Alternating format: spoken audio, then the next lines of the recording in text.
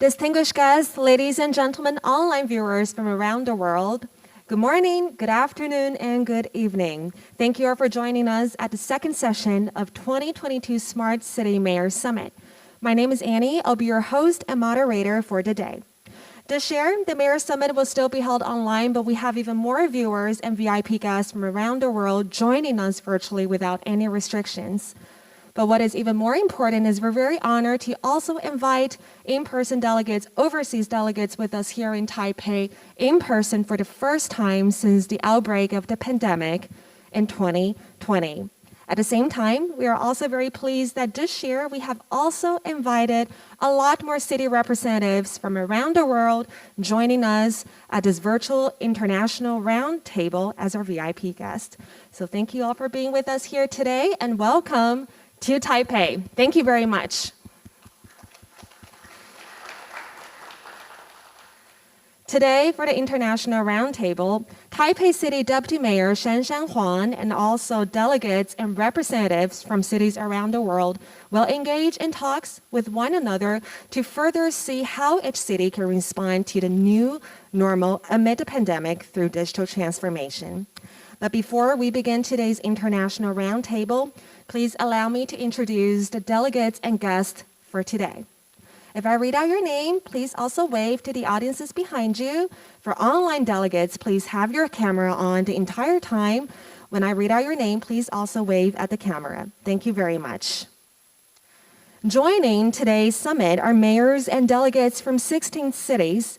They are Wen Zheke, Mayor of Taipei City, Taiwan. Shenzhen Huang, Deputy Mayor of Taipei City. Jordan Lendor Gabriel, Mayor of Castries Constituency Council, St. Lucia. Liguia de Freitas, Deputy Mayor of Newark City Government, New Jersey, USA.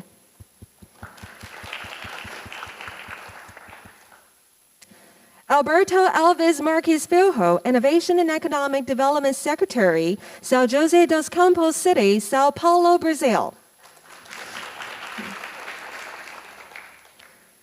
As for online delegates, Brief Catherine Vaca Chicaza, Vice Mayor of Municipio Metropolitano de Quito, Ecuador.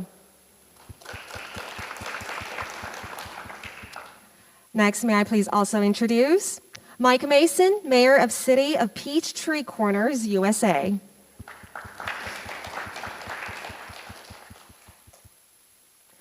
Next delegate, Grant Smith, Mayor of Palmerston North City Council, New Zealand. Oscar Rodriguez, Mayor of Municipalidad de Oxtión, Paraguay. Next, may I please also introduce Jason Sankey, Chief Information Officer of City of Atlanta, USA.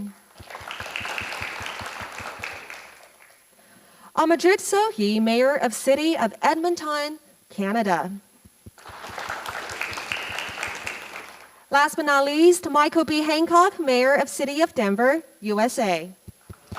Thank you very much for being with us today on this very special day. Once again, thank you. Now, before we begin our International Roundtable, we would also like to make use of this very special opportunity to take a virtual group photo together. May all the in-person delegates please remain in your seat. As you can see, our cameraman is on stage. The photo will be taken from the stage.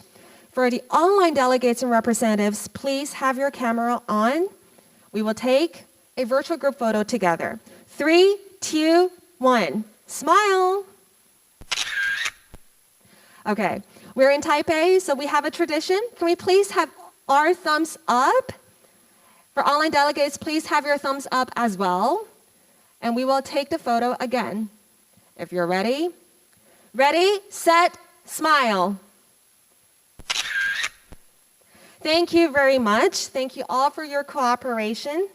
Thank you so much for joining us here at the group photo session. Today is a very special opportunity because this is the second session of the Mayor Summit, especially we have so many in-person delegates here with us today.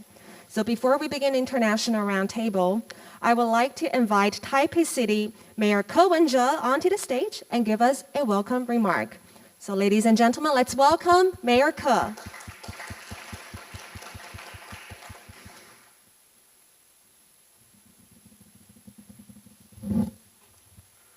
Good morning and good afternoon. I'm Mayor Cohen Zhao of Taipei City.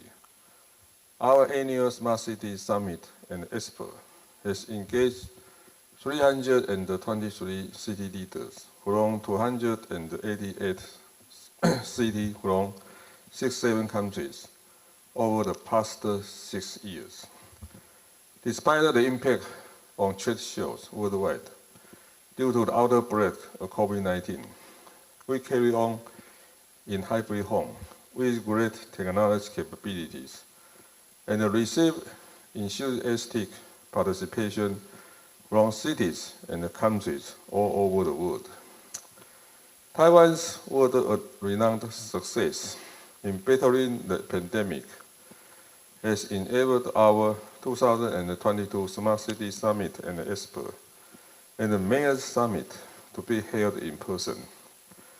There are 39 delegates visiting from overseas, while countries and cities that are unable to enter Taiwan at this time will participate virtually via video conference. Thanks to all guests in this video conference. I'm grateful that you have all made time out of your busy schedules to participate in this summit today.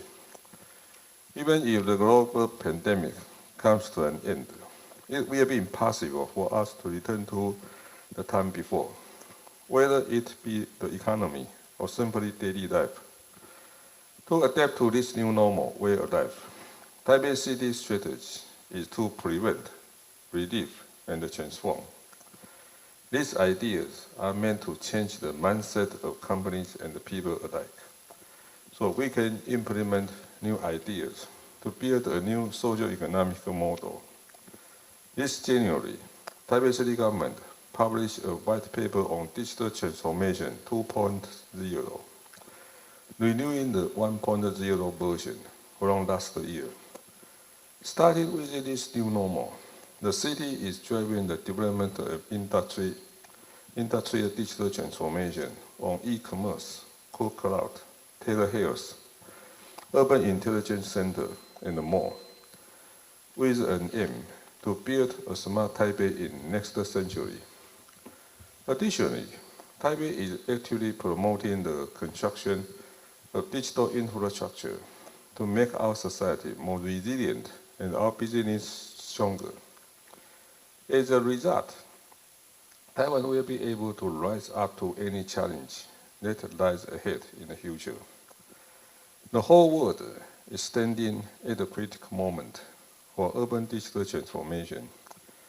Featuring the topic, digital transformation takes smart city to new heights. The 2022 SCSE welcomes all distinguished delegates to the Mayor's Summit. To quickly restore life to normal, I believe that many cities are reinforcing their digital infrastructure to help citizens to adapt to new normal and lead their industries in digital transformation. Taipei City is willing to share our success stories and advice under the topic of the Mayor's Summit. How do cities respond to the new normal with digital transformation? We hope that this can bring closer cooperation among cities and promote new possibilities. Finally, thank you once again for participating in today's event. I hope that the pandemic will be under control next year and that we can welcome more city leaders to visit Taiwan and participate in the Smart City event in person. See you in Taipei next year. Thank you very much, Mayor Ke, for your warm remarks. Please remain on stage because we will move on to a keynote presentation on Taipei's smart city development and outlook.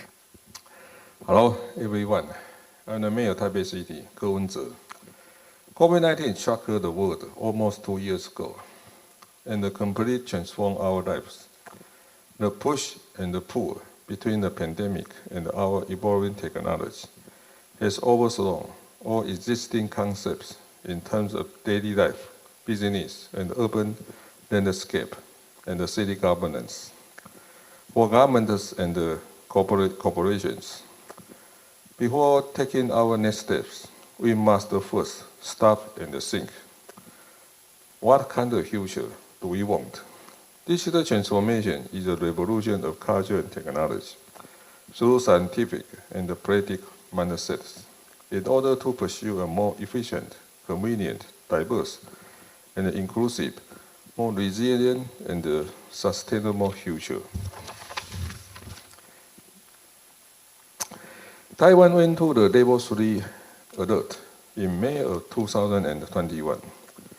At the same time, after being impacted by the pandemic for over a year, many cities in the West had gradually begun lifting restrictions as vaccination rates steadily increased. However, access to vaccines will ultimately determine whether or not a city can slowly return to normal economic activity or fall into an endless cycle of outbreak after outbreak. On the other hand, the rapid rise of new technology has worsened the divide in digital competence. The ability to employ big data gives major companies complete advantage in the market.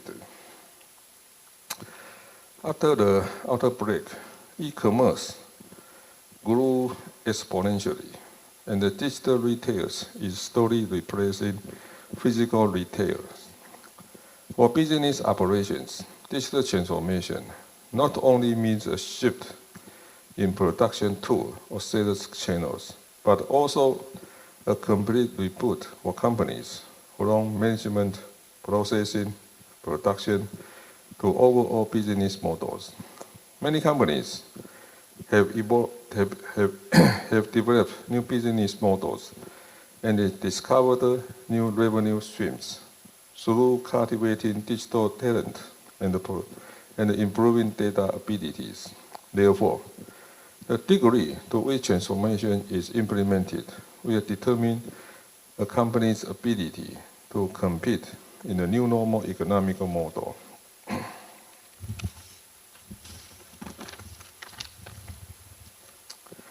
Because of the pandemic, contactless technology, stay-at-home economy, healthcare, and medicine, and the security industry experienced rapid growth. It was also because of this wave of outbreak that Taipei's physical retailers experienced economy, community activity, and other related industries suffer severe damage. But this industry cannot rely on government bailout forever. They must begin to transform to rise up to the challenge of a post-pandemic era. So, how do we build a smart Taipei with citizen-centric and innovative governance? Taipei City Government not only needs to increase its digital ability to enable swift responses, it must also assist the citizen to quickly adapt to new normal, as well as help industry to transform and innovate in order to recover. The 5 core aspects that we are building upon include digital infrastructure, digital talent cultivation, industry transformation counseling, stay-at-home economy development, and contactless services. We hope to construct Taipei's digital transformation step by step and gradually strengthen Taipei's digital resilience.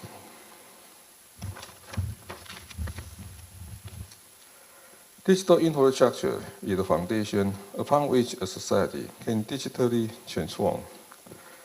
Before the emergence of digital technology, public infrastructure by the government mainly involved hardware like highways and telecommunication services. But nowadays, infrastructure doesn't just exist in the physical world, while infrastructure in the digital world is not visible to the naked eyes. It will certainly yield more benefits for industries. Digital talent is not only the dividing force. Digital talent is not only the driving force behind the urban economy and the cultural progress. It is also key to how competitive the government and the business can perform. In terms of digital transformation, an abundance of talent is even more important than hardware. In light of this challenge, the Taipei City Government is cultivating the technical skill and the talent for business through public-private collaboration.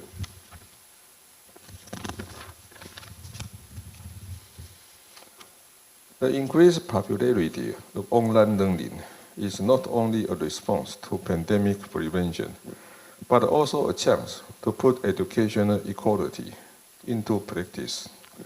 Taipei City Government promotes digital equality through online education to ensure that education is accessible to all children. Every single child will be provided with equal opportunities regardless of the family economic background, gender, or religious beliefs. With Taipei Cook Cloud, we rebuild a hybrid learning platform for teachers, students, and parents. Through city governmental resources, we are filling in the digital gap and cultivating a future generation equipped with digital skills. Some changes need a little push by the government, such as contactless services or cashless payment. A better platform interface can attract citizens to slowly adapt to contactless lifestyle. This will not only strengthen pandemic prevention efforts, but further establish a sort of invisible digital infrastructure, which will become the foundation for industrial innovation in the future. COVID-19 also gives rise to a need for contactless medical services. Through telemedicine, medical facilities can extend their capacity to cover communities and families remotely. This will not only allow for civility level-based medical care to improve resources allocation, but can also become the last critical piece of the at-home long-term healthcare system. The new normal brought about by the pandemic means that we have to learn to coexist with the virus. Both the city and the industry will have to make adjustments to digitally transform, because transformation has become a matter of Taiwan's ability to compete globally. We must be prepared to face the change and the challenges that the future will bring. Crisis can also be an opportunity if we see to it. Therefore, digital transformation is an unstoppable trend. Taipei City has always valued its industrial cooperation with the cities from all over the world. Looking forward, Taipei City invites international cities for close collaborations through the sharing of the expertise and the knowledge. Thank you again for attending today's Smart Cities Mayor Summit. We hope to see Taipei City build even more solid and close partnership with all of you and work together towards a better future. Thank you for your attention. Thank you. Thank you very much, Mayor Ke, for the inspiring presentation. Once again, thank you. As what Mayor Ke has previously mentioned, the COVID-19 pandemic has greatly affected people's daily lives, governmental regulations, and also economic activities worldwide. Today, we have invited delegates and guests from around the world to join us at the Mayor's Summit online and offline to further see how they can share with us their national smart city strategies, how to cope with the pandemic, and at the same time to seek opportunity from the crisis. More importantly, what their future visions are for collaborating with Taipei City in the future. In the next Mayor's Roundtable discussion, we have delegates, representatives, and mayors from 11 cities to share with us their experiences in using digital transformation to further mitigate the impact of the pandemic. Each presenter will have 5 minutes for the keynote presentation. Thank you very much. Now, the Mayor's Roundtable will begin.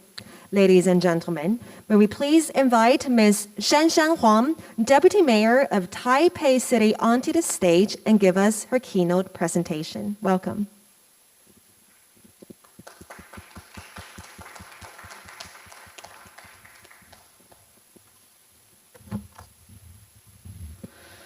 Good morning and good afternoon, representatives from cities around the world. I'm Deputy Mayor of Taipei City. My name is Huang Shanshan. I'm honored to have this opportunity to share with you how Taipei promotes digital transformation and smart city in the post-pandemic era. Next.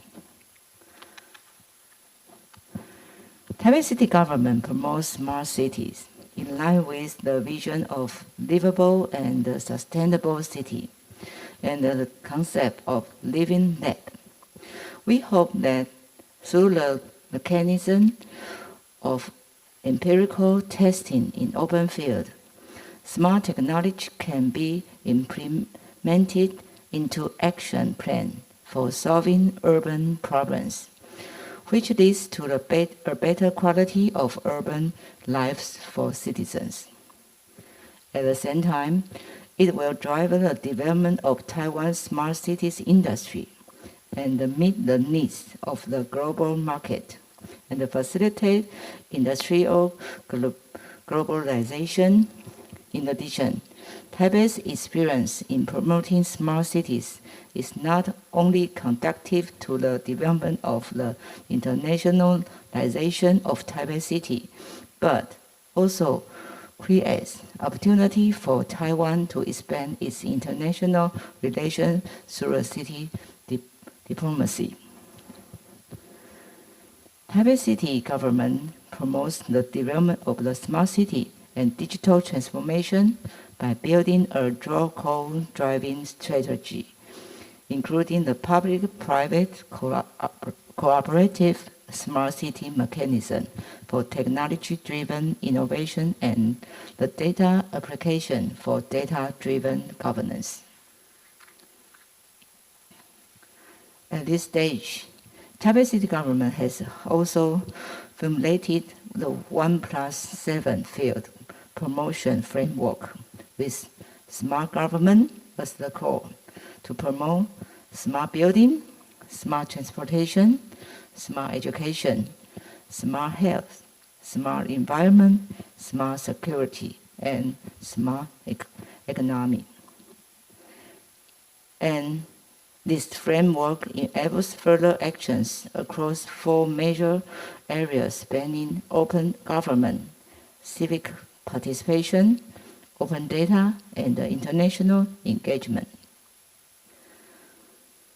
In order to develop Taipei as a sustainable and livable city under the 1+7 field promotion framework, we established the Taipei Smart City Project Management Office, TPMO, in 2016 to develop the Guide Taipei Smart Cities Initiative.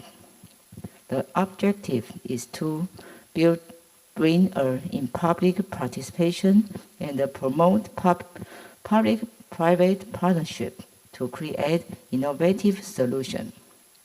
Transforming the government into an open platform and using the entire city as a living lab is our core value. So far, we have promoted more than 270 innovative POC projects. During the COVID-19 pandemic, we continue to promote innovation in technology solutions. For example, we promoted the application of 5G networks in hospitals, allowing robots to automatically deliver meals. To promote data governance, we established the Taipei Urban Intelligence Center, TUIC. During the pandemic period, Taipei City Government hosts regular meetings to discuss the latest development of the COVID-19. However, it encountered problems such as segmented information prevents policymakers from having a full grasp of the situation. To tackle this issue of fragmented data, we integrated COVID-19 related information with the latest pandemic state in Taipei City through the TUIC. By presenting with a clear-cut visual dashboard integrating related data, city officials are able to use them as a reference to make decisions on resource reallocation, risk assessment, and performance tracking of pandemic prevention efforts.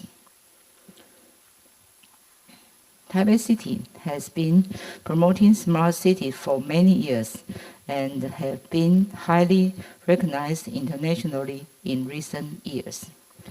The International Institute for Management Development released the IMD Smart City Index 2021, where it ranks Taipei the fourth among the 118 cities globally and the second in Asia. Thank you for your listening. Taipei is a living lab. We welcome cities from around the world to share with us your ideas and the solution. And we look forward to work together with you all. Thank you so much. Thank you, Deputy Mayor of Taipei City, Mayor Huang. Taipei City had made use of 5G and also intelligence center, digital transformation, and much more to really enhance the lives of citizens here in the fields of education, transportation, economy, health, and much more. So thank you very much. Next, may I please invite Ms. Geraldine Lindor Gabriel, Mayor of Castries Constituency Council, St. Lucia, onto the stage and share with us keynote presentation. Welcome.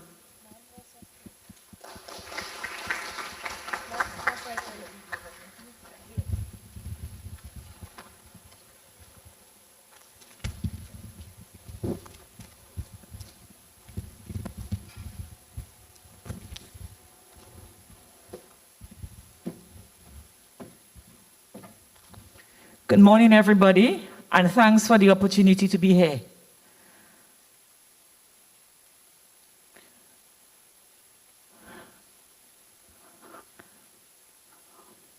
I am from St. Lucia, which is a small Eastern Caribbean island nation with a pair of dramatically tapered mountains, the majestic Pitons. This is an area of natural beauty, and as such, coming to St. Lucia would afford you the opportunity to not only enjoy our fantastic landscape, but importantly, to also work alongside our persons in our community. The area of St. Lucia is just about 617 kilometers. The population, just about 183,625 persons. We have a currency which is the Eastern Caribbean dollars, and St. Lucia is divided into 11 quarters. One of those quarters is called Castries, sharing the same name as the capital city located within its boundaries. Next. Castries is both the capital and the only city of St. Lucia. And out of the 180,000 persons in St. Lucia, 70,000 persons live in Castries. The city of Castries is built on a grid pattern on reclaimed land. And Castries is a center for government business, main shopping, and the tourism center. Next. For us as a small island, we do have challenges in relation to resources. However, what we can say is that we are very resilient people.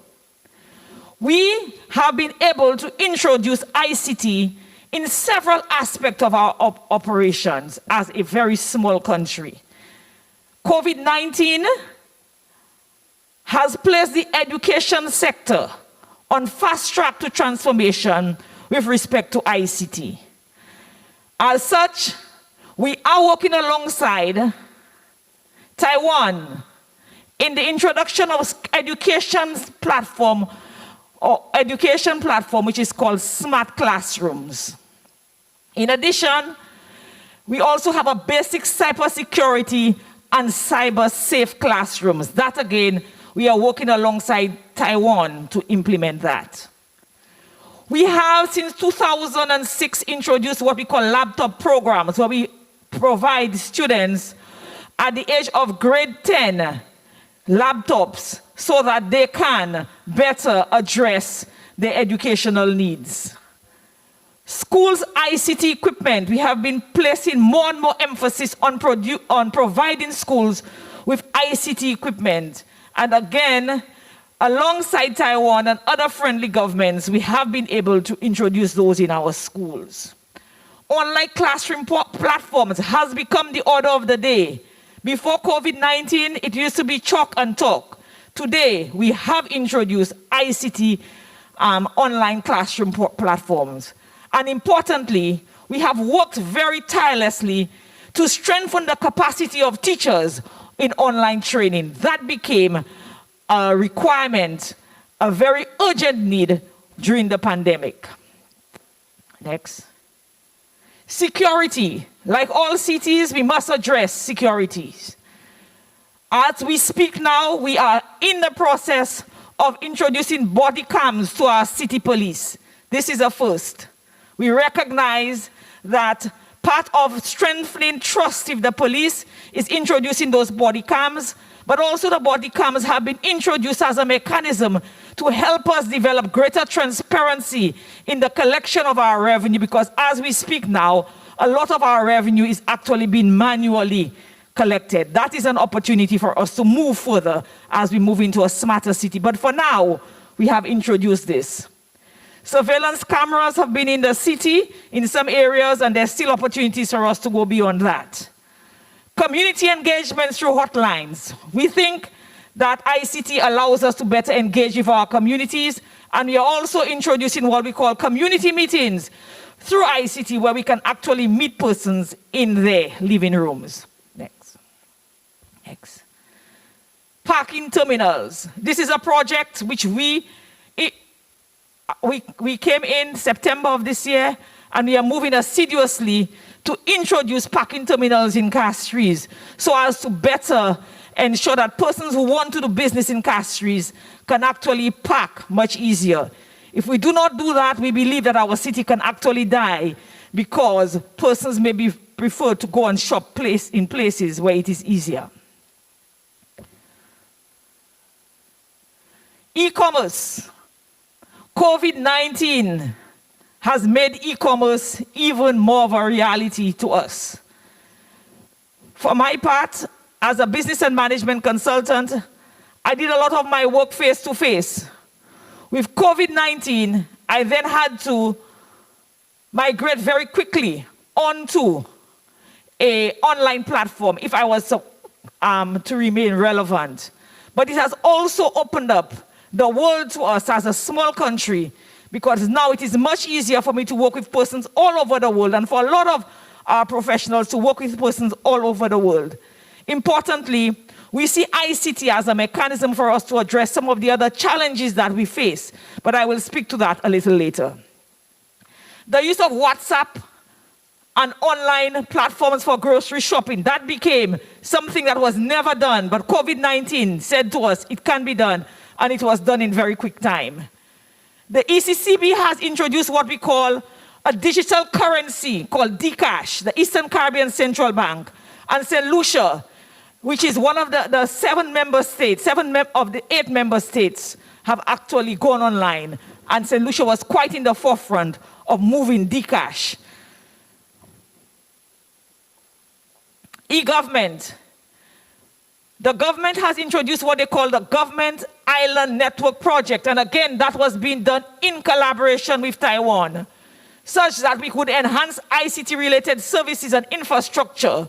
So hotspots were placed, Wi-Fi hotspots have been placed all over the city so that persons can get engaged in not only using it for their purpose as they shop around, but also sometimes areas for relaxation and places where, in parks where persons can sit and enjoy that Wi-Fi service.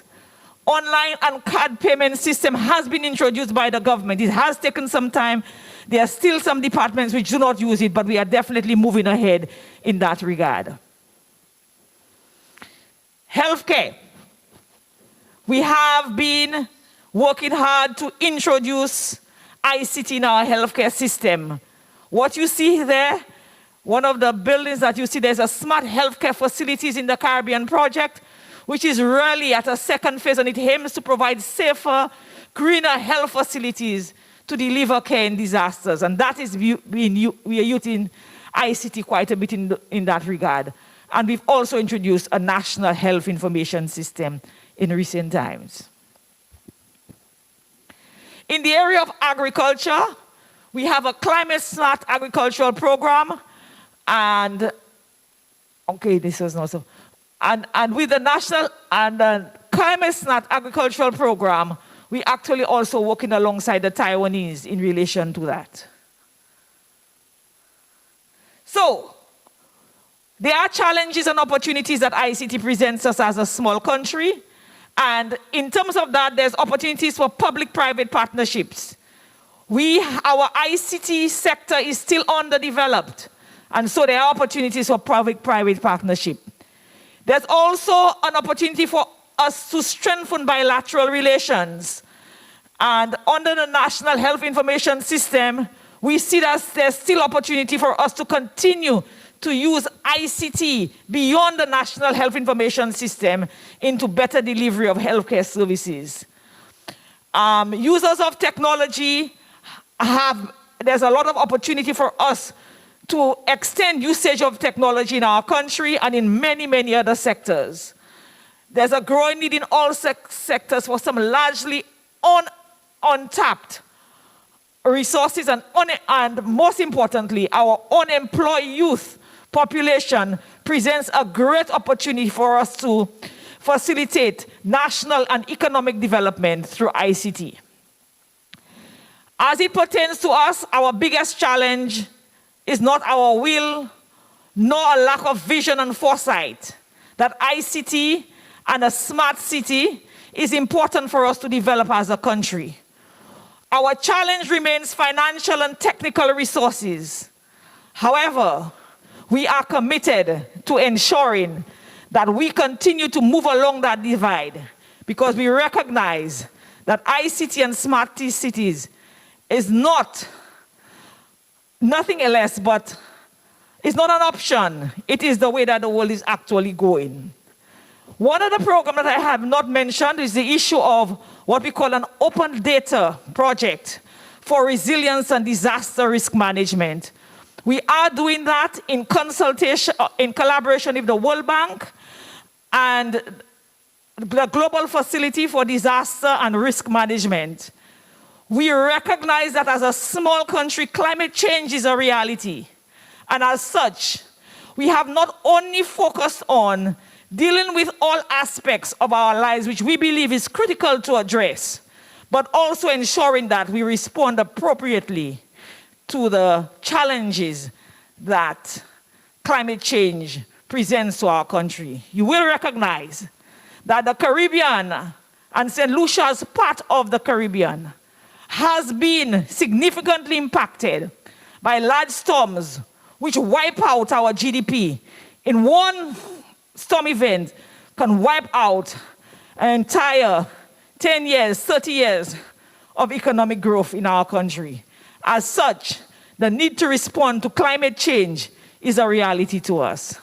Ladies and gentlemen, I think I've been able to take you along a very short journey in terms of where we have gone in relation to introducing ICT. We look forward to the opportunity to work, to collaborate, and to most importantly, utilize ICT to develop our country. We are primarily users of technology, but we believe that as a small island, which has had 2 Nobel laureates, we believe we have the capacity to develop ourselves beyond users of technology to creators and innovators in technology. We stand ready to move our country forward. I thank you. Thank you very much, Mayor Landor Gabriel, for sharing with us St. Lucia's strategies to address needs from different fields through ICT, online platforms, and technology. Thank you. The next delegate I would like to invite onto the stage is Ms. Liguia de Freitas, Deputy Mayor of Newark City Government, New Jersey, USA. Welcome.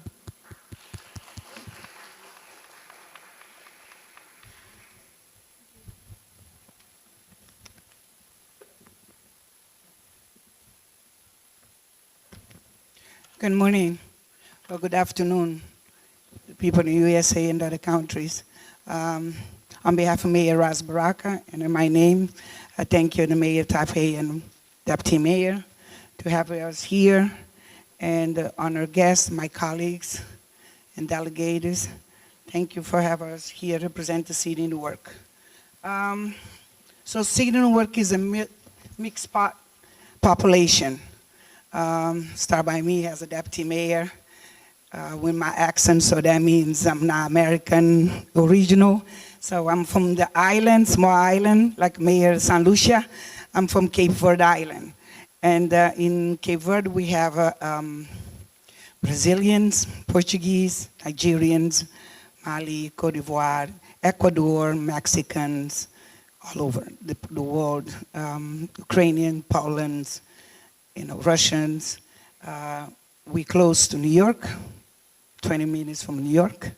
We have an international airport where the backup all the flights from New York, from JFK, so means all the immigrants, stay in Newark, decided, when they fly to Newark, decided to stay in Newark. So with that mixed population, we have a few challenges during the pandemic with the language barrier. So we have to get our resources on technology. So Newark broadband, it was named Newark Fiber. Okay, Newark Fiber is, we did it to cover what we call the dark places. Thank you. Sorry. It's because my voice today is like, I don't know what's going on with my voice. I put it back. Okay, so the darker places. So that is a nonprofit organization, what is Invest in Newark. I'm not going to say nothing with this, sorry. Invest in Newark, and we created the Newark Fiber. Next slide. In 2005, the city of Newark began to acquire install the fiber. The city dark fiber is 288 standard backbone with a total estimated of 30 miles back to back. On August 3rd, 2016, in Newark Municipal Council approved and adopted an ordinance authorizing the lease agreement with Invest in Newark and ensure position on the city data network, the dark fiber, for development of the smart city initiative with the gigabytes connectivity. In ordinance, enable created Invest in Newark Fiber program, and the positioning on Newark nationality as a leader on the bandwidth and connectivity. The ordinance also directly impact the decision of many large business to the local or relocated office and created thousands of jobs in work for foreign significant real estate growth.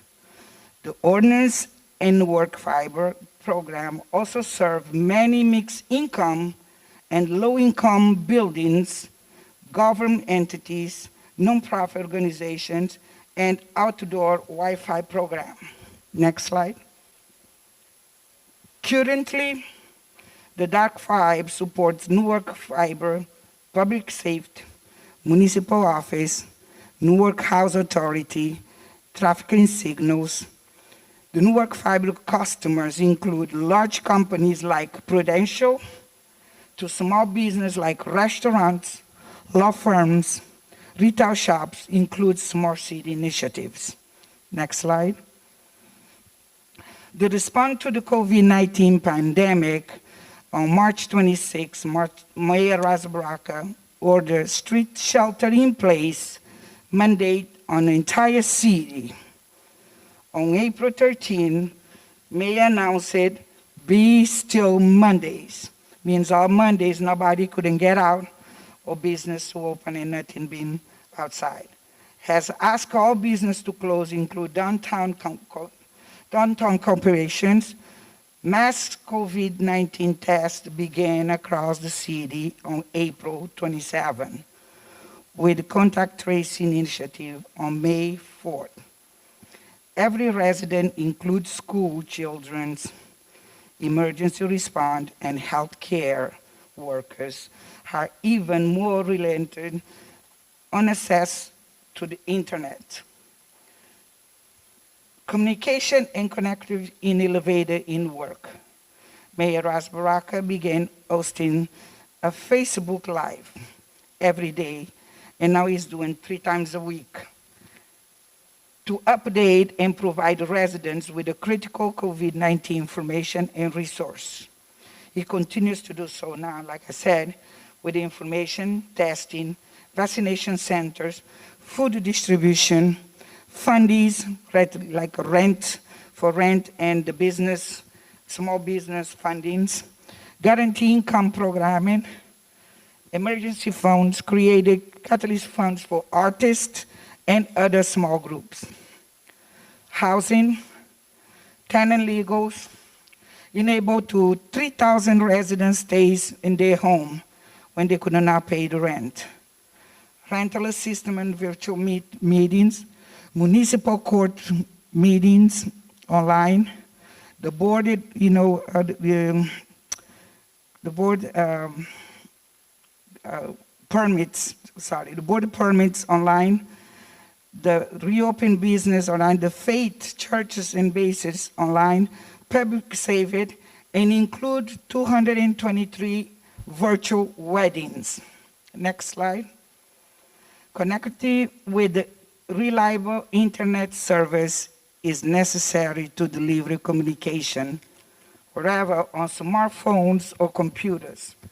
Newark provided free internet service to 5,000 plus residents, include 1,000 in low-income housings. For Newark senior citizens, we distribute 175 Google Chromebooks to enable them link with their family and friends, avoid isolation, and access essential service. For students, Newark Fiber was installed all recreation centers where we have it all over the city, providing Wi-Fi service and safe space for remote learning. Next slide. The Newark Fiber program continued to operate with a goal of bridging the digital divide and providing broadband access through the city. Newark Fiber is delivering gigabyte and multi-gigabyte internet to thousands of Newark residents, business, nonprofit organizations, and government entity. As you look into the future, Newark Fiber, we want to bolster and underline Newark power in Newark Fiber and maintain the program as one on the fastest, the neutral internet offered in any city. So the About Investment Newark, I said a couple minutes ago, is a nonprofit organization what is United States, we say the 501c3, and they are economic building on reversing community and the business, the most important with the small business. Thank you. Thank you very much, Deputy Mayor Liguia de Freitas. Thank you for introducing us the Newark Fiber program and how it can serve and create better smart city living environments for the citizens of Newark. The next delegate I would like to invite onto the stage. Let us welcome Mr. Alberto Alves Marquez Filho, Innovation and Economic Development Secretary, São José dos Campos City, São Paulo, Brazil. Welcome.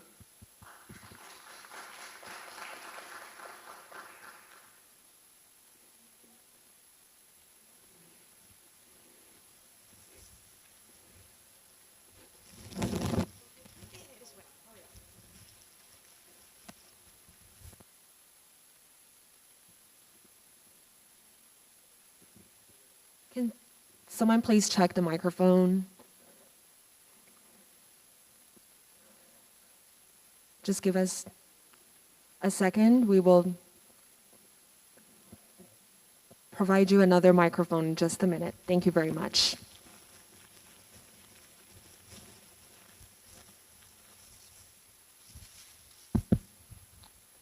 There you go.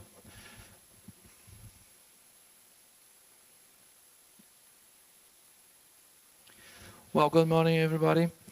I would like to introduce myself. I'm Alberto, Economic Development Secretary, and I'll show you some interesting points about our city. In general lines, as response for the pandemic situation, the city decided to go forward to improve all the projects that were in the pipelines in our radar. So health, education, urbanism, public safety, mobility, sports culture, everything was improved. Next one, please. For those has no information about our city, we are just between São Paulo and Rio, the main metropolitan areas, 22 million in São Paulo, 13 million in Rio, so it's a 35 million people. We are right between these two huge cities. We are a dense industrial area and diverse lines like aerospace, defense, biotech, automotive, and so on. Next one, please. Some figures about our city, but the most important in this slide is the exports issue. We are an export city, normally between top 3 or top 5 in our country. We exportations up to 7 billion. In this moment, 3.3 because of the aerospace crisis, but it's increasing. Next one, please.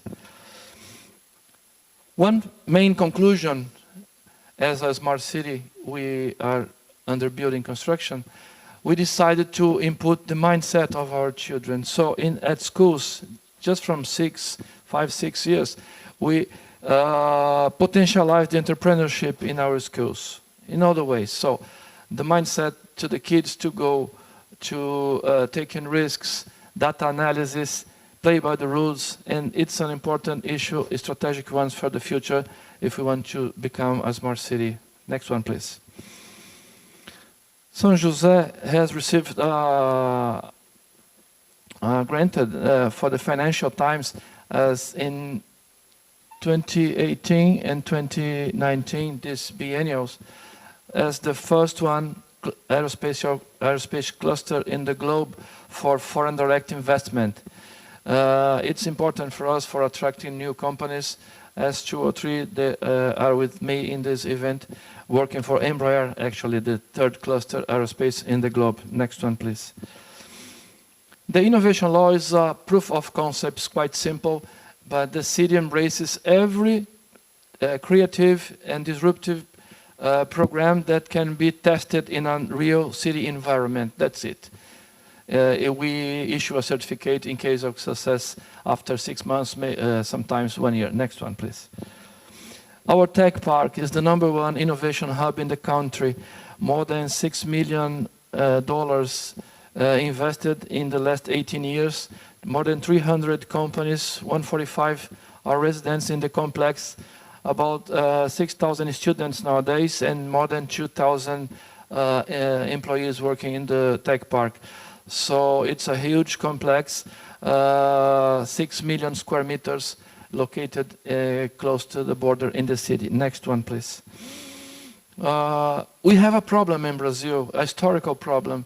In 5 or 10 years ago, we used to spend 2 months, maybe 3 months to open a new company in our country. That's a matter of bureaucracy.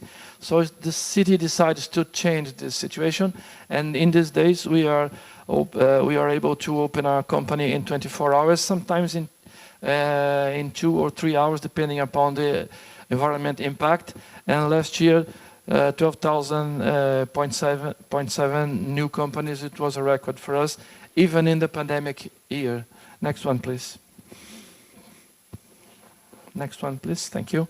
We got a quite similar center of security and intelligence. We went to the TUIC yesterday by the afternoon. We have a similar infrastructure, but mainly looking to safety and mobility. But there are thousands of cameras with intelligence.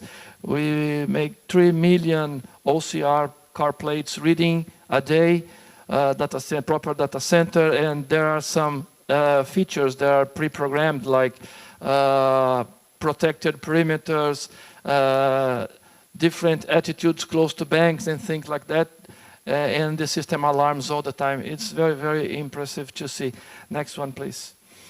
And also the rooms, the school rooms in 295 hotspots along the city. You can go on. No, next one. This is 2 interesting vehicles. The Guardian, we have the parking area at the center, the IoT parking area, and there are no more people working around the administration on this position. So the car goes and captures all the images and make the fines if a car is without the proper contribution. And the smart traffic light is a project with Google. Google is developing a world-class product in our city that is making the synchronization in the traffic lights without any sensor, without any camera or counting vehicles, but regarding about the movement, the changes of the cell phone position all the time, it acts directly in the traffic lights without human or any sensor. Next one, please. There was a decision to have all the 40 vehicles in the safety fleet, proper safety fleet of the city. They are all electrical. I believe it's the only city in the South Hemisphere with all the safety force. It brings us more than 3,000 trees in equivalent carbon in this action, and almost R1 million our money a year by saving funds with this sustainable activity. Next one. We have a lot of apps. I won't spend time with this, but I can point the health app that can in real time shows the exams. You can check out the medicines if they are available and the point to take out and things like that. Go on, please. This is an interesting point. I'll spend a little more time on this. This is creative. It's the observer system. We have 4 satellites that photograph the whole city twice a week. And each 10 days we receive a list of occurrences, a list of points to be checked. So if somebody cuts a tree more than 20 square meters, it appears in the list.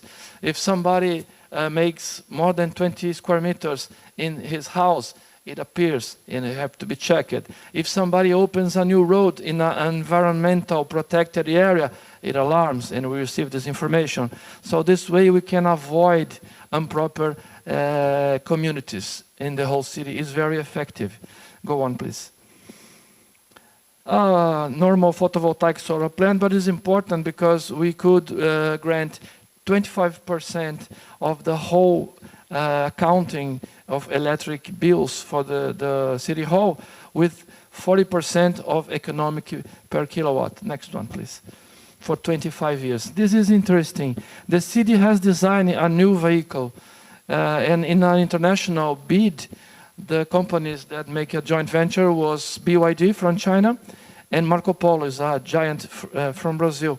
And they built this new vehicle. It's like a metro, but on tires. 100% electrical, with treatment in the air and everything you can imagine. 250 kilometers driving range with 3.5 hours in the station. And the city bought 12 of those vehicles. They are running on the city. And then the next step at this time, the international bid is open to change 100% of the 400 buses in the city by the electrical model. So if things go fine, in the next 30 days, we'll have 100% of our buses in electrical place. It's a challenge. We're not sure, but we have faith it's going to be positive. Next one, please.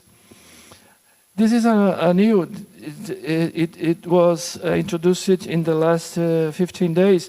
It's a combined system that have sensors in the suspension of the car and some cameras in the front. And they combine information about the quality of the floor, some repairs, holes and things like that with the images. And then through AI, we can decide the better place to put the money in the recovery program. Next one, please. Last week, I'm going to the final. We have finalized 11 months work with you, with more than 40 people for these 11 months, 275 indicators, and we are very happy to be the first Brazilian city to be granted by international certification, by international standard organization, and the Brazilian Normative Institute, the ABNT, as the first smart, resilient, and sustainable city in Brazil. In the right side is our mayor, and the left side the vice mayor, and they are very happy last week in receiving this very important certificate for our country. And I check it out. Taipei is in this list since 1918, so it's a platinum quality, and we granted the platinum quality also, thanks God, for the first time for our country. So now we are colleagues in this list. Next one. I think it's done. I'm sorry about my time, but it was some information to give you. It's a great honor to be here. There's an important issue I would like to discuss with anybody in the Taiwan government regarding credits on carbon. Brazil is a proper supplier of carbon credits, billions of dollars in carbon credits, and I think a country like Taiwan may have interest because you are you have 250 tons of carbon equivalent because of this semiconductor industry. So it's a very, very good conversation to have between these two countries. So thank you very much for this invitation. Thank you, Mr. Alberto, for sharing with us the Green City through technology park, traffic, and electric vehicles and public transportation. Now, due to the time constraint, each delegate was to only have 5 minutes to present your presentation. Please do not go over time. Thank you very much for cooperation. The next delegate I would invite online. Let us welcome Brit Catherine Vaca Shikaza, Vice Mayor of Municipio Metropolitano de Quito, Ecuador. Welcome.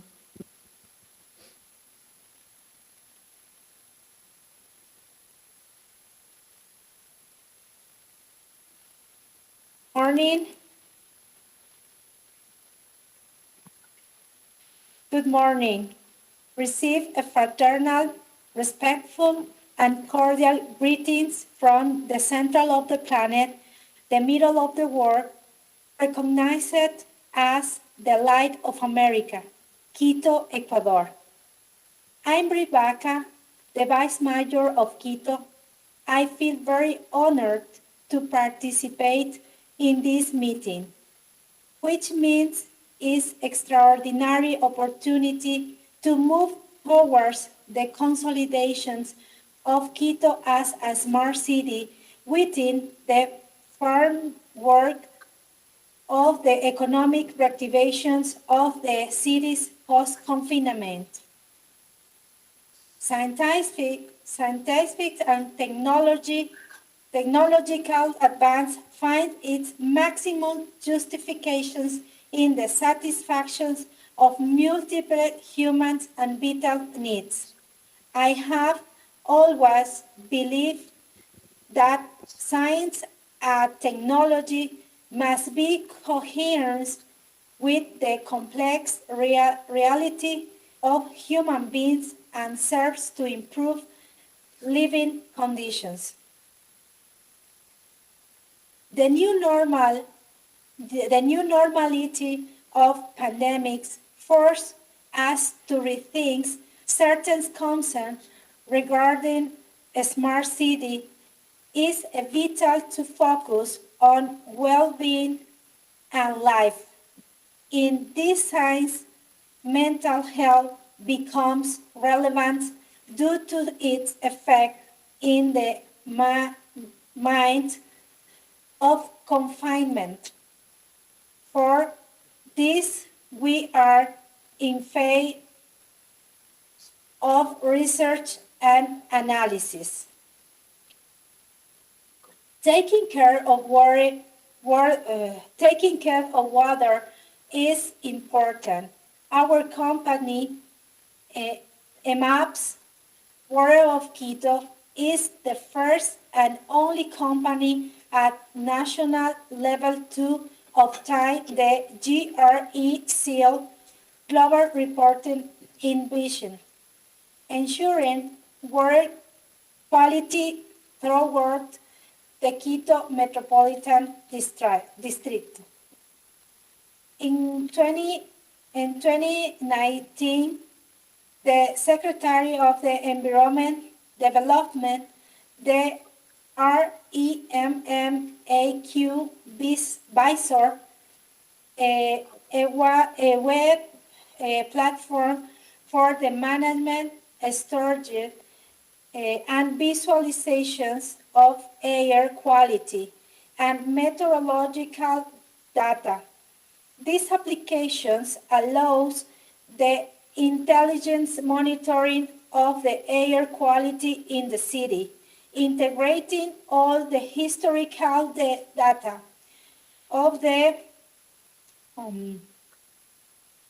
metropolitan atmospheric monitoring network of the Quito.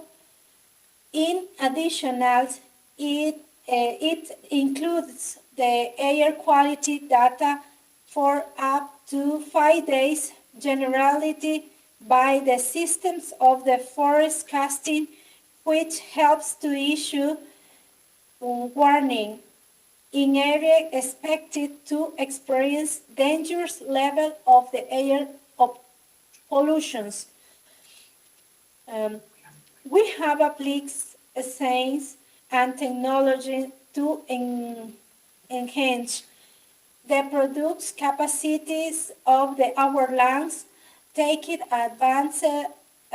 advantage of these unique characteristics of volcanic soils and improving especially on high-altitude coffee seeds, which are cultivated from 1,200 to 1,800 meters, obtain characteristics of aromas and unique flavors very appreciated by the international market.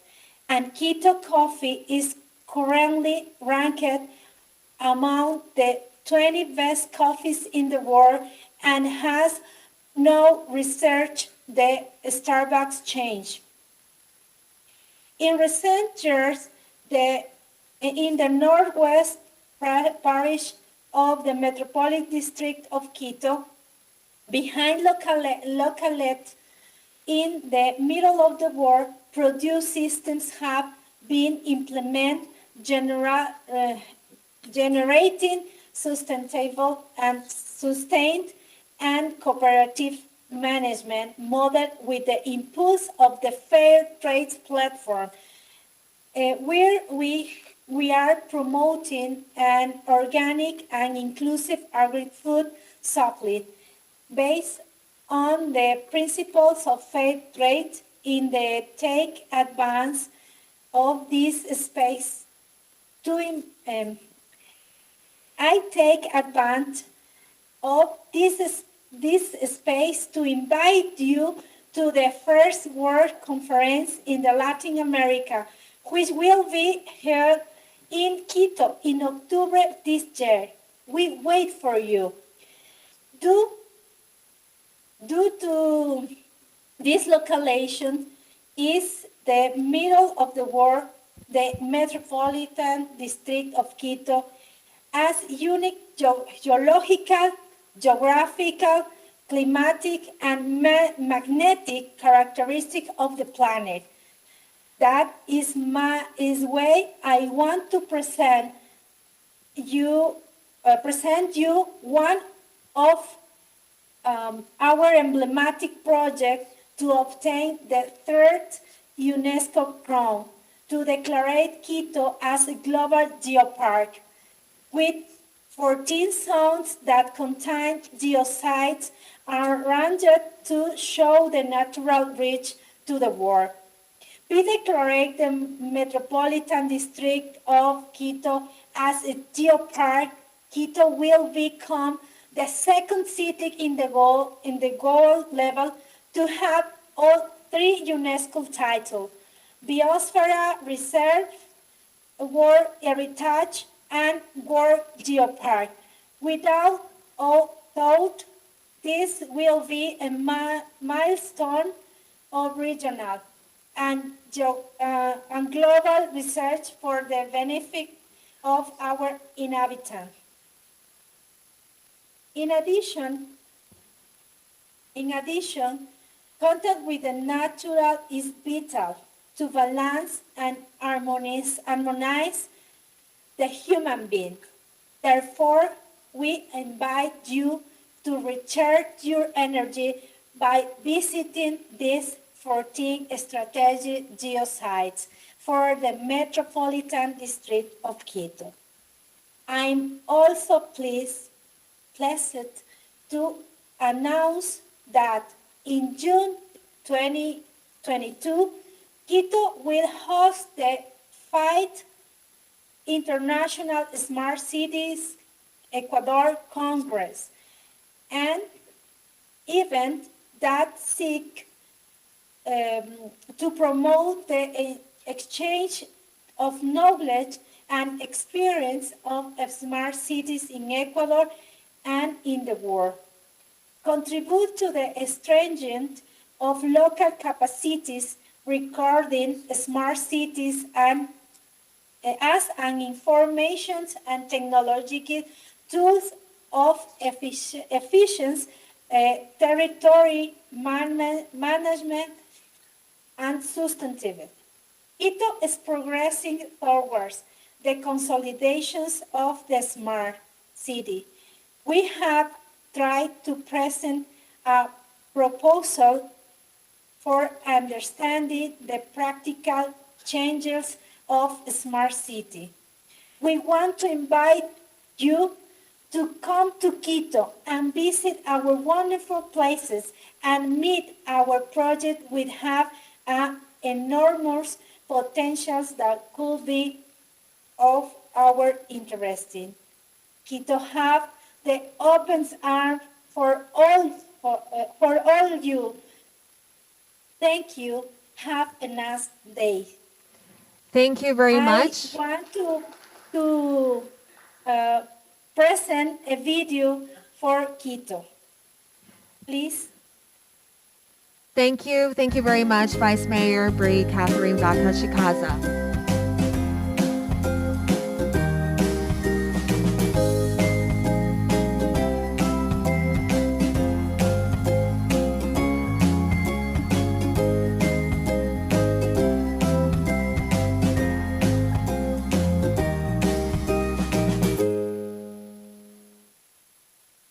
Thank you very much.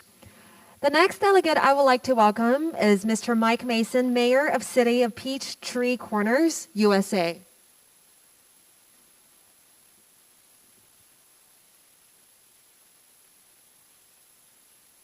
thank you for the honor of being included in this. It's a real honor to be here and to present tonight. So, first slide.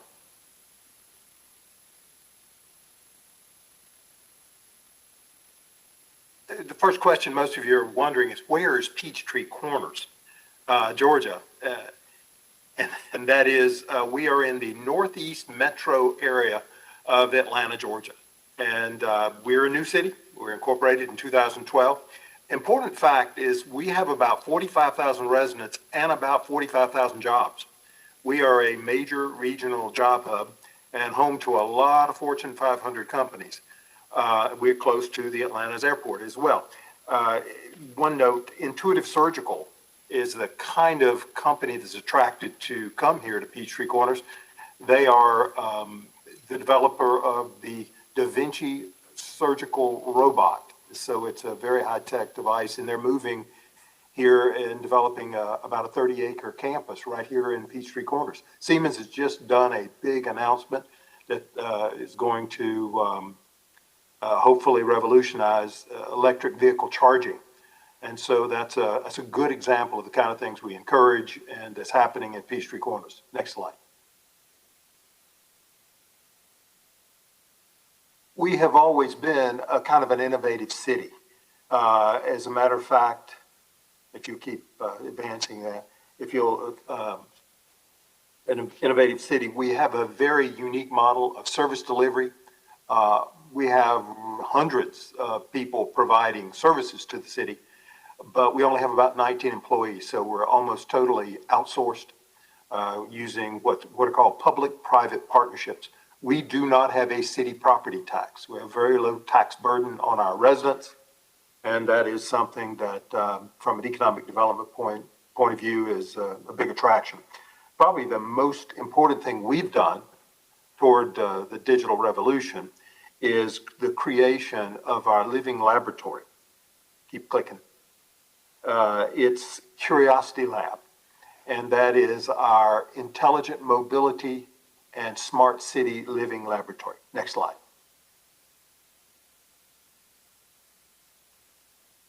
Curiosity Lab is a 5-kilometer autonomous vehicle test track, and keep clicking. It has a smart city street, and I'll show you this in a bit, some future slides. We have our own mobility test vehicle, and it has about a 25,000 square feet innovation center that's for corporate R&D and various kinds of early stage startups. You can see from the pictures a variety of kinds of things that we provide in Curiosity Lab. Next slide. When you think about the future of intelligent mobility, probably the best way, especially autonomous vehicles, the acronym is V2X. That's Vehicle to Everything. As you can see here, we have, our partner is T-Mobile. We are 5G connected throughout Curiosity Lab.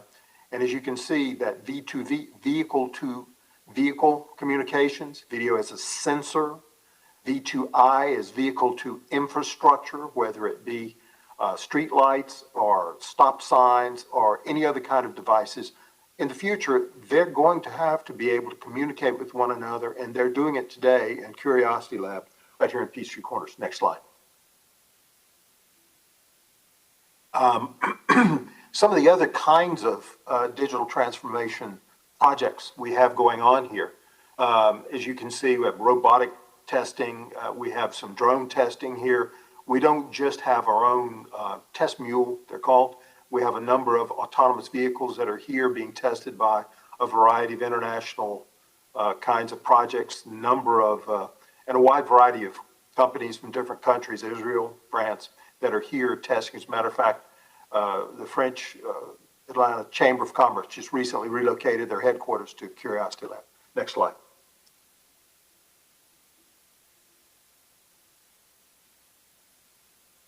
It is truly unlike any other smart city environment on Earth. It is a live 5G wireless environment. The city owns all the infrastructure. Quick approvals and decisions are something that is just a phone call away and a discussion. when you think about the city our size providing that kind of speed to market and their testing is a big advantage for a lot of companies. There is no charge for the use of Curiosity Lab. And I'll pause there. If you think about why would we not charge for it, the answer is the reason we're doing it is economic development. You know, if someone comes here to test for, you know, a day, they'll eat at one of our restaurants. If they come here to test for a couple of days, they'll stay in our hotels. And if they like it, they will rent some space and hopefully stay in one of our office buildings and then maybe move here and buy a home. So there's no intellectual property rights required. We don't share in any of that, and we respect and provide security for proprietary data at the highest levels. Next slide.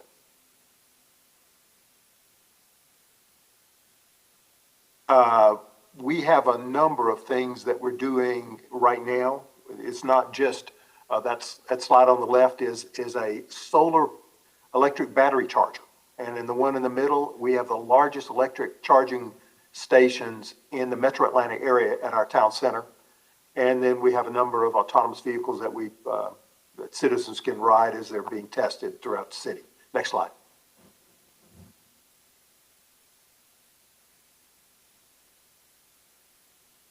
And this is a couple of slides of our local partners. I'm sure you know some of those names. They're international partners, and there's the flags of the countries that are our international partners. And it's been a privilege talking to you today, and thanks for the time that you've given me. Thank you very much, Mayor Mason, and thank you for introducing us Curiosity Lab. Thank you. The next delegate I would like to welcome is Mr. Grant Smith, Mayor of Palmerston North City Council, New Zealand. Welcome. Nau mai, haere mai, and look, good morning, good afternoon, and welcome from Palmerston North City, New Zealand. I'm Mayor Grant Smith, and I just want to acknowledge the Mayor of Taipei and my other mayoral colleagues, and had some very interesting discussions and learned quite a bit of stuff this morning. This is my third presentation to the Taipei Smart City Summit, also connecting in 2020 and 2021. Next slide, please. So, a little bit of introductions, brief introductions on the Mayor of Palmerston North City, elected in 2015 on the 29th Mayor of our city. I'll talk a little bit more about the city in a moment. But also introduction on New Zealand. New Zealand is an island country in the southwest Pacific Ocean. It's around 270 square kilometres in size, about the same size as the UK, and around 5.1 million people, similar to the population of Singapore. GDP's around 350 billion, and in the last year we've had 3.7% growth. New Zealand is a nation which is, although it's small, it's well known, it's innovative. We're probably best known for our sporting teams in some ways, world champions at cricket, yachting, and our famous world famous All Blacks rugby team. But also in terms of business, we're big food producers to the rest of the world, and we feed nearly 50 million people around the world. But also we are very smart in terms of telecommunications and technology, and I just want to share a couple of those a little bit in a moment with a smart city but sustainable lens. Next slide, please. So Palmerston North City has a vision of small city benefits, big city ambition. Like some of the other speakers, we have a number of city goals as well. It's about the economy, business and prosperity and employment. We want to be a creative and vibrant city, also an eco-city that looks after the environment and actually enhances it.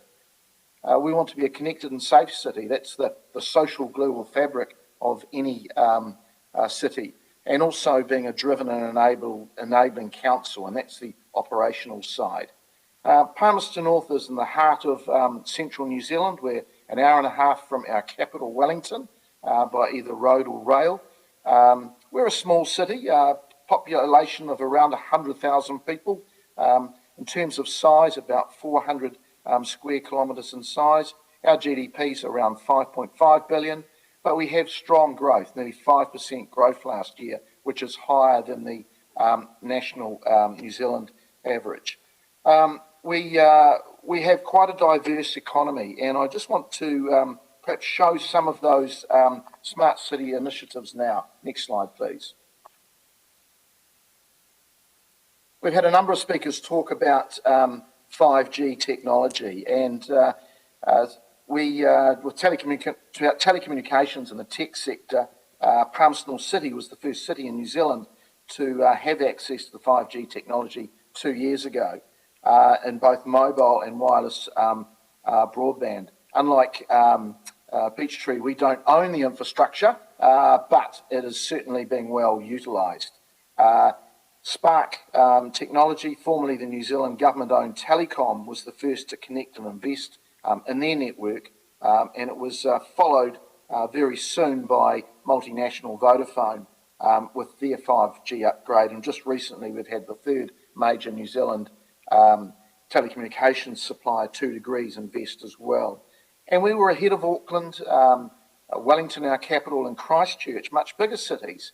But I think it was around that small city benefits. We were small enough, but with some tech and some reasonable businesses here as well. And we've seen significant improvements in the speed, the enhancement, video use, and services.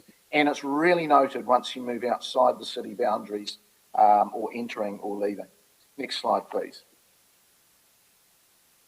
Another one in terms of the use of technology is around the applied digital technology in urban planning. Using ArcGIS, urban and related solutions, Palmerston City's developed a digital twin of the city with real-time data.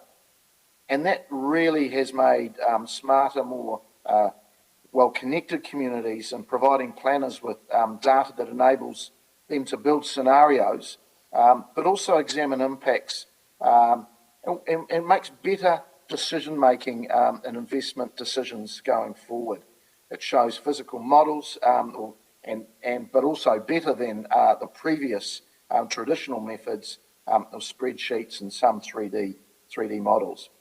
So this helps with commercial and council infrastructure and also the level of investment we make.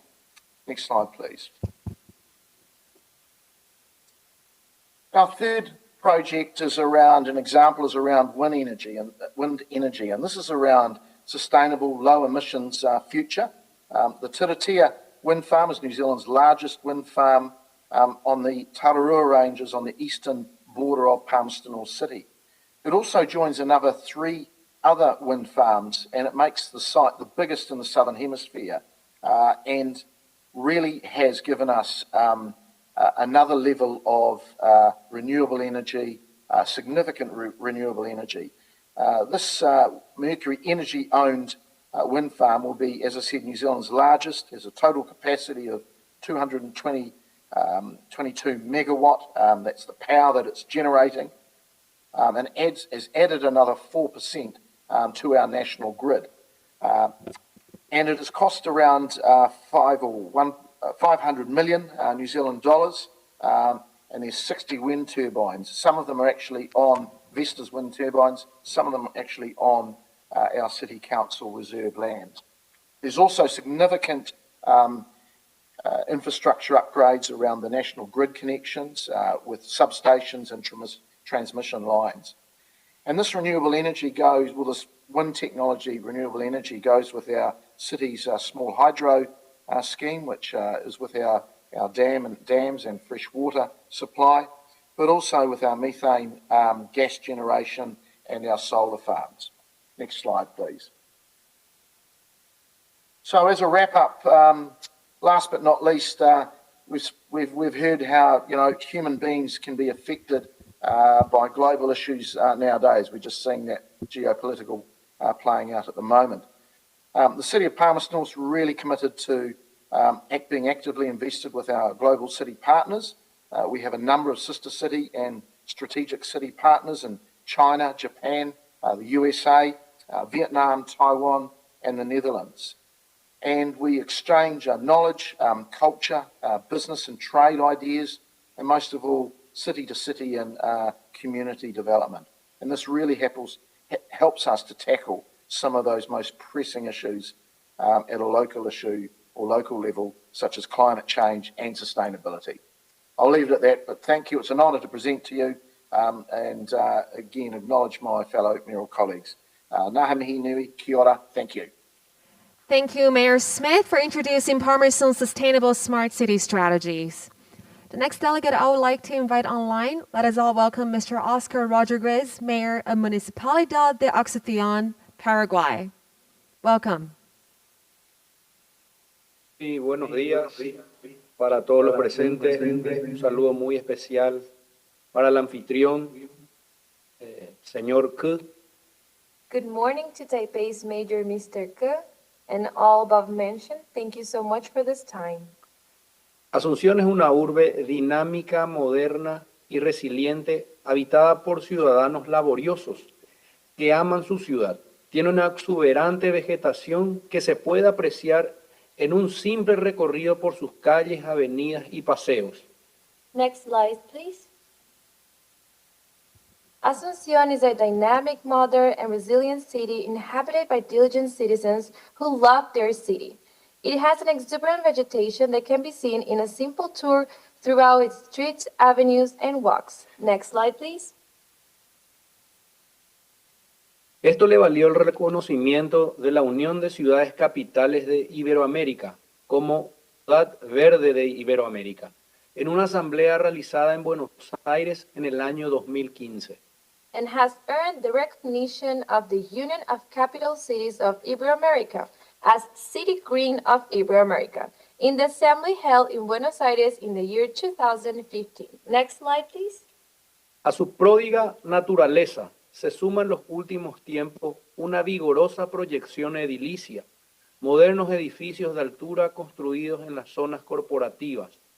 Muestran la amalgama perfecta entre una arquitectura vanguardista y actual, y una frondosa vegetación que es Nature has been added in recent times, building projections, modern high-rise buildings built in the corporate areas, showing the perfect mixture between an avant-garde architecture and lush vegetation that is now pride and identity of Asunción. Next slide, please. Mi administración municipal pone énfasis a obras de desagüe pluvial en importantes calles, avenidas, principal avenida Molas López. La extensión de la construcción vial abarcará aproximadamente 3,5 kilómetros, siendo esta una de las principales zonas de crecimiento inmobiliario de la ciudad. My municipal administration is currently working on the construction of the pluvial drainage of streets and avenues. As an important example, the Molas Lopez Avenue, the extension of the road construction will cover approx 3.5 kilometers long, being this one of the main areas of real estate growth in the city. Quiero destacar que el sector inmobiliario fue uno de los pocos sectores de la economía que pudo seguir operando desde el inicio de la pandemia. Next slide, please. I want to mention that the real estate is one of the few sectors of the economy that was able to continue operating since the start of the pandemic. Los trabajadores aplicaron con rigor todos los protocolos sanitarios correspondientes y eso hizo que el sector crezca favorablemente. The workers apply all the corresponding sanitary protocols, and this made the sector grow enormously. Next slide, please.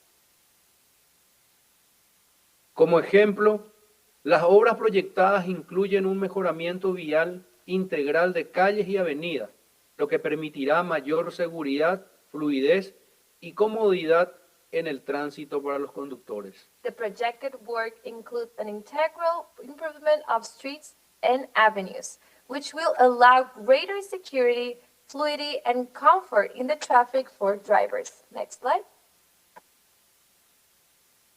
Buscamos brindar seguridad, comodidad y modernidad a la ciudad, especialmente en los espacios públicos municipales, dotando las plazas y parques de Wi-Fi. We aspire to provide security, comfort, and modernity to our citizens, especially in municipal public spaces, providing the squares and parks with Wi-Fi. Creemos que esto hará que la población se empodere de estos espacios, se sientan dueños de ellos y usen los elementos que la tecnología y el municipio les brinden, sin mayores costos, ingresando definitivamente en nuestra ciudad en el mundo de las comunicaciones y la modernidad. We believe that this population empower these spaces, make them feel owners, and use the elements that the technology and the township provide without major cost, surely entering our city in the world of communication and modernity. Next slide, please. En Asunción existen 7 mercados municipales.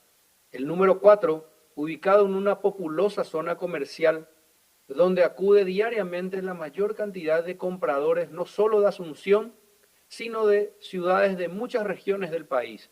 Creció de manera desordenada, por lo que mi administración está abocada a la reorganización y modernización de este y otros mercados municipales.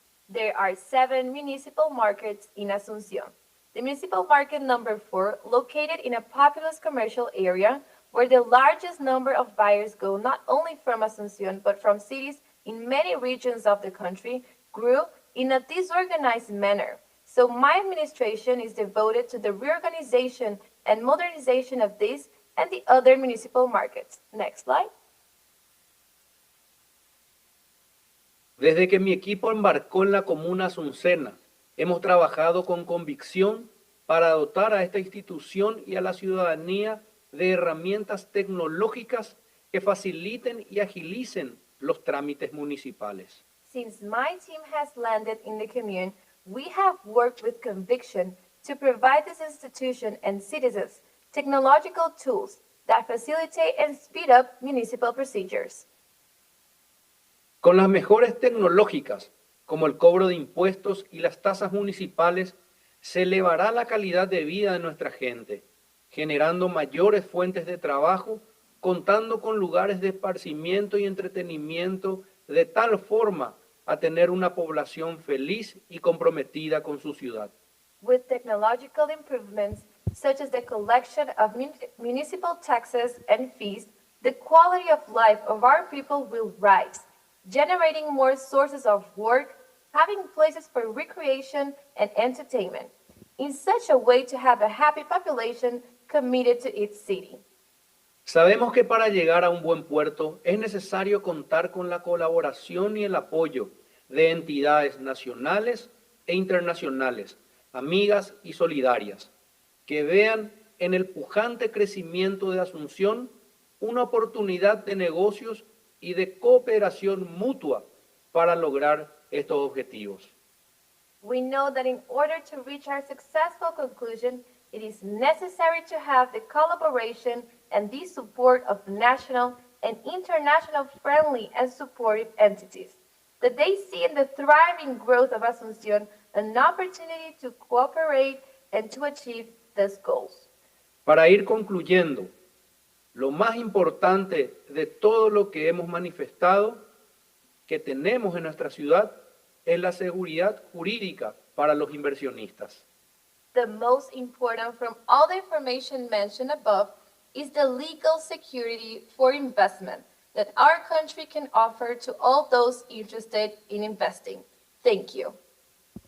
Thank you very much, Mayor Rodriguez, for your sharing. Thank you. The next delegate I would like to welcome, let us welcome Mr. Jason Sankey, Chief Information Officer of City of Atlanta, USA. Welcome.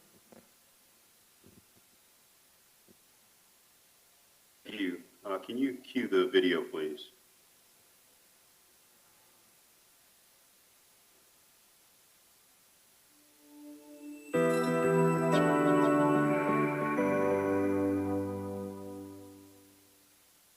Hello, I am Mayor Andre Dickens, and I bring greetings to participants in this year's Smart City Summit and Expo from the City of Atlanta. We are proud to be a part of a global network of smart cities and look forward to seeing what's next. 2 years ago, a pandemic changed everything for all of us. We found ourselves embracing everything from telecommuting to online learning to telemedicine. We were forced to tear down silos and work collaboratively. Like most cities, Atlanta continues to explore ways that technology can be used to help government, businesses, and people reach new heights.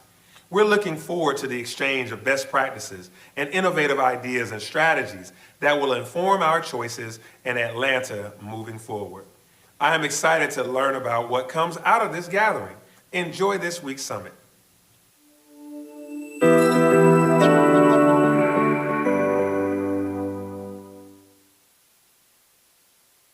Thank you, and it's an honor to be here this morning and this evening. As mentioned in the video by our Mayor, Andre Dickens, City of Atlanta, we all know too well the adversity we faced during the pandemic, and furthermore, how it accelerated further the pace of technology. As we think about the new normal in terms of digital transformation, it starts with the fundamental goal of putting our citizens, our businesses, and our visitors first, which is what we've heard this evening. We all have to do this as public officials, but what does this actually mean? There are 5 key points that are important to think about in terms of the new normal in this digital transformation. First, expectations have changed. When we think about our customers, our residents, our businesses, and even the employees, we have higher expectation when it comes to digital transformation. The pandemic has accelerated the need for digital solutions across the globe. Here in Atlanta, Georgia, we're forming an ecosystem of public and private sector partners to drive digital transformation forward. As an example, we continue to work with our partners to implement solutions to reduce the number of touch points for our residents. In our police department, we implemented technology that allows candidates to fully apply for openings via SMS text messaging, removing cumbersome paperwork and avoiding unnecessary delays with recruiting. Secondly, we need to all lead with a sense of urgency. We are in a new time where traditional roadblocks that tend to slow us down, especially in government, should no longer be a barrier to our digital transformation efforts. Technology has a key component which impacts the ability to generate a profitable return on investment, and that key component is time. The journey through the procurement process has historically taken 6 months and sometimes over a year. For us to lead in the digital innovation space, that 6 months needs to be more like 6 weeks. In order for us to do this, we're developing partnerships with our technology arm, our procurement, and our legal departments to streamline process flows and incorporate a more collective approach as opposed to a historically siloed approach. Third, we need to lean into concepts like user-centered design and development. So creating outcomes not only with the customer in mind, but actually engaging our citizens and communities as we develop our technology solutions. But the time has really passed where we are creating solutions based on what we think our consumers really need. Especially when their day-to-day normal transactions are seamless when it comes to technology. Think about the way we all bank. Are you going to a brick and mortar establishment, or like me, are you banking online? If you're banking online, it's because you have confidence in the way that organization handles your valuable asset, which is our money. So why can't we develop those same digital platforms for our customers in the public sector space? The fourth area, we really need to focus on our workforce. Whether we want to believe it or not, digital transformation starts with people. Technology continues to be one of the most competitive sectors to attract and retain talent. We can talk about AI, Internet of Things, and data-driven results. However, without a talented workforce to actually execute the strategy, our digital transformation efforts fail. And this may sound like a fairly easy concept, but we've had to get creative here in Atlanta in this space, including developing apprenticeships, sponsorships, and really digging in and leaning into in-depth training and development for our existing workforce. And the fifth and final point may not seem as obvious. Atlanta has earned the reputation to be one of the fastest growing and most prolific technology hubs in the world, and it's becoming one of the strongest tech meccas. However, when there are vast equity gaps, when there's homelessness and poverty in our streets, and the access to equitable education is divided, it's not a smart city. So the fifth point is to really understand digital transformation, and smart city initiatives must include really all factors impacting the well-being of every citizen. Otherwise, we're not talking about a smart city, we're talking about a selective city. Thank you for inviting me today, and it's been a pleasure. Thank you very much, Mr. Sankey, for your time. Thank you for showing us the technological approach to building smart cities in Atlanta. Now, the next delegate I would like to invite and welcome is Mr. Armajit Sohi, Mayor of City of Edmonton, Canada. Welcome. Everyone, I'm speaking with you from Edmonton, Alberta, Canada. Thank you for inviting me to join today's discussion. Listening to all these inspirational leaders has brought me greater hope for the future. I would like to begin today by acknowledging that Edmonton is on Treaty 6 territory. I would like to thank the diverse Indigenous peoples whose ancestors' footsteps have marked this territory for centuries. Together, we call upon all of our collective honored traditions and spirits to work in building a great city for today and for future generations. I'm proud to say that this call was answered by many Edmontonians during the pandemic. Time and again, when faced with unimaginable, community members showed up for each other. And we at City Hall showed up for them. Over the past 2 years, our community has worked together to build a city that is ready to take on new challenges that face us. Surprisingly, accomplishing this was possible because of a simple act, which is listening. The City of Edmonton has shown leadership during this time by listening to our community, our employees, our local social services sector. In response to what we heard, we have worked collaboratively to expand digital engagement tools, launching a new hybrid work model, and invest in global innovation. One of the most important lessons that I have learned during my time in public service is that you can't be a good leader without listening to the diverse voices of your community. One of the biggest responsibilities as a mayor is to understand both the struggles and dreams of my constituents and support work to move forward in a coordinated way.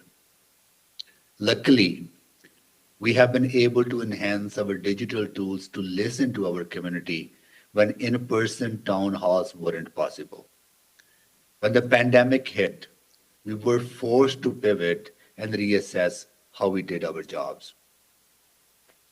We were able to move our city council meetings to YouTube, and we moved our public engagement sessions online as well. Today, residents can attend engagement sessions both in person or remotely, increasing inclusion and accessibility. We have also continued to grow our online survey participation. On top of building up our community of volunteers who receive email surveys on city initiatives and plans, we broke our record for the number of participants in a single public survey. Online surveys have been a safe space for community members to share their insights, needs, and desires as we work to forge a path on a new normal. We have also listened to our employees in addition to our community members. What we learned is that they value flexibility, so we are launching a new hybrid work model. This pilot will allow a significant portion of our employees to split their time between the office and their home. Additionally, we have boosted our virtual mental health services and training opportunities to support staff wellness. And we have powered these workplace investments with modern digital tools. These efforts will help ensure that the people who have remained committed to bettering our city throughout these challenging times are set up for success. The final thing that I want to share is how we are listening to our social services community meet our city's social challenges. They have helped us understand the need of our community as we experienced an increase in hate-motivated crimes, drug poisonings, and mental health challenges. To meet these needs, we helped launch the innovative Telus Community Safety and Wellness Accelerator. In partnership with the Alchemist X and Edmonton Police Foundation and Alberta Innovates, the Accelerator is bringing proven Silicon Valley acceleration programming to the social impact space in Edmonton. Recently, the Accelerator's first cohort was selected from worldwide applicants. The selected global tech startups are creating exciting technological solutions to improve community safety and address social issues such as racism, mental health, and addiction. I'm happy to say that all three orders of government come together to fuel this important work. I believe this unique initiative is just one example of how technology can help us collaborate beyond government and global borders. I hope that these examples can help you along your digital transformational journey. I know that we as leaders work alongside our communities to listen and learn, and we face the challenges that lie ahead. So thank you so much for having me today. Unfortunately, I have to sign off now, so I will not be able to stay in for Q&A, but I look forward to your discussion and learning more about your initiative. And thank you so much for having me. Thank you very much, Mayor Sohi, for your sharing. Once again, thank you very much. Last but not least, may we please welcome our last speaker, Mr. Michael B. Hancock, Mayor of City of Denver, USA. Welcome. Thank you, and I know we're up against time, so I'm going to be very brief, but happy to introduce you all to Denver, Colorado. Let me just tell you, Denver is the 5th fastest growing city in the United States, with our population growing approximately 11,000 people per year. In reality, our city has been growing so rapidly that we've had to adjust to the changes in our city based on transportation and other technologies. Next slide. The past 10 years haven't been one of the fastest growing, most transformational periods in Denver's history. Again, 115,000 new residents to our city since 2010. We have literally grown by 31 people per day for the past 10 years. And this has brought new challenges to our region. New mobility solutions have been required to move our residents daily to accommodate the larger populations and increase economic activity. Over the past 10 years as well, we've seen some impacts to our environment. Total greenhouse gas emissions in Denver, interestingly enough and ironically, have decreased with more energy efficient buildings and power generations. But as you can expect, the impact of driving on climate change will continue unless significant shifts occur in our vehicle fuels and driving patterns in the city of Denver. Next slide, please. And so we're trying a couple things. One is connected vehicle deployments. We're working on implementing intelligent vehicle projects, a connected traffic management center, and connected fleets.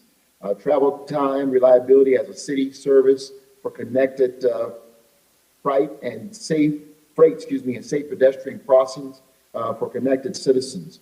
The technology includes dedicated short-range communication in 1,500 city fleet vehicles to enable single priority for truck platooning, which is the electronic coupling, two or more trucks to allow shorter gaps between them, thus enhancing safety and energy savings, and for freight efficiency corridors.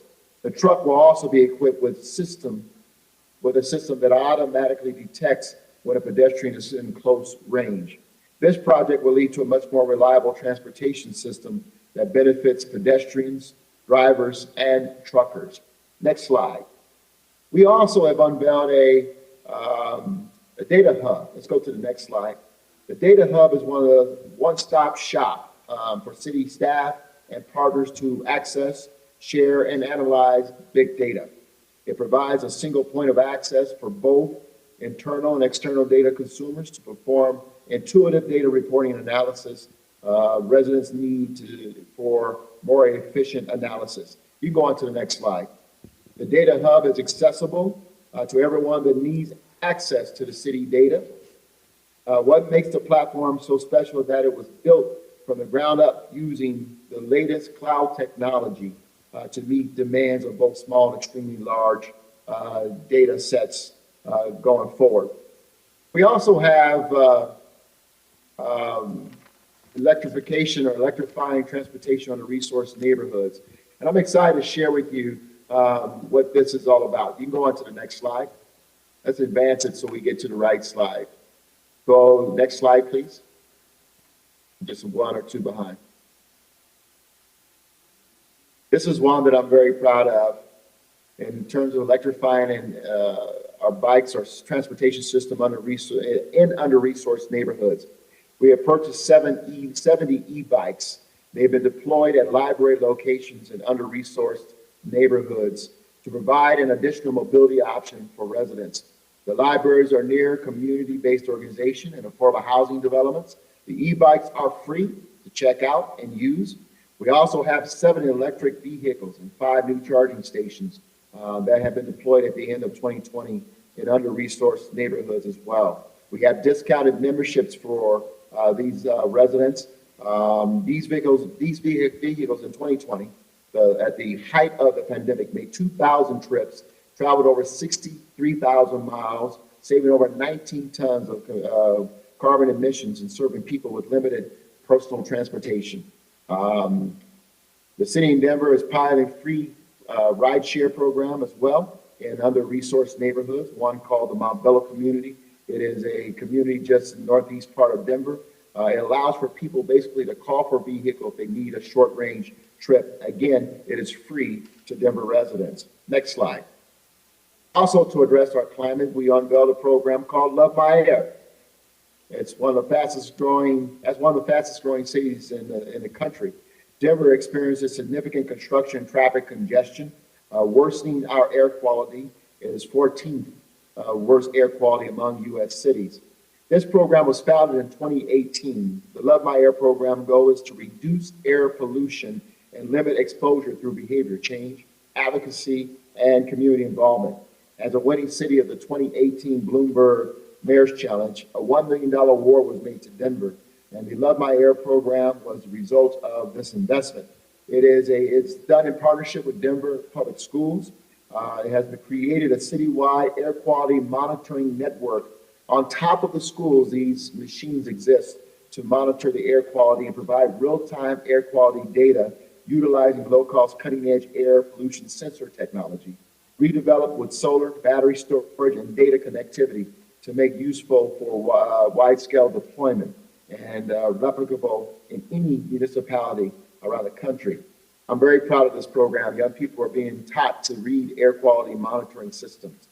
Next slide. Next generation bike lights were given out to Denver cyclists as we wanted to conduct a bike data study.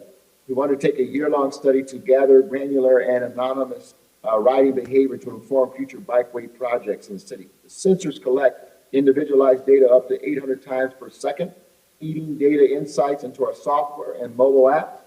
The data provides highly granular insights into a rider's experience, including braking, swerving, collisions, and road surface conditions. This is the first study in the Western Hemisphere, and the data is helping to shape planning, policy, safety, carbon reductions, behavior change to inform evidence-based decision-making for future mobility investments. And finally, I want to thank you all again for the opportunity to be here.